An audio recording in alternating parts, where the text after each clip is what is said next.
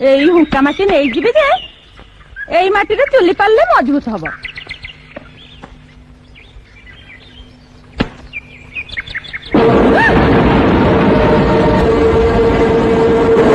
ରହିଛୁ ସାରିଆ, ତୁ ଯାହାକୁ ହୁଙ୍କା ଭାବି ଭାଙ୍ଗିବାକୁ ବସିଛୁ, ମୁଁ ଅନନ୍ତ କାଳରୁ ସେ ହୁଙ୍କା ହେଉଛି ମୋର ଅନ୍ୟତମ ବିଜୟସ୍ଥଳୀ। ଆଉ ମୁଁ ଏଇଠାରେ ଥାଇ ମୋର ଭକ୍ତମାନଙ୍କର ମଙ୍ଗଳ ନିମନ୍ତେ ତାଙ୍କ ଦୁଃଖ ଦୁର୍ଦ୍ଦଶାରେ ଆପଦ ବିପଦ ସମୟରେ ମୁଁ ତାଙ୍କ ଡାକ ଶୁଣି ବାୟାଣୀ ଭଳି ଛୁଟି ଯାଇଥାଏ ଆଉ ଭକ୍ତମାନଙ୍କୁ ବିଭିନ୍ନ ରୂପରେ ପ୍ରକଟ ହୋଇ ତାଙ୍କୁ ଦର୍ଶନ ଦେଇ ତାଙ୍କର ମନସ୍କାମନା ପୂର୍ଣ୍ଣ କରିଥାଏ। କିନ୍ତୁ ମା, ତୁ କିଏ? ତୁ କୋଉ ଠାକୁରାଣୀ? ତୋ ନାଁ କଣ? ମୋ ନାଁ ଏକ ଅର୍ଥରେ ମୋର ସହସ୍ର ନାମ, ପୁଣି ଅନ୍ୟ ଅର୍ଥରେ ବାୟାଣୀର ଗୋଟେ ନାମ କଣ?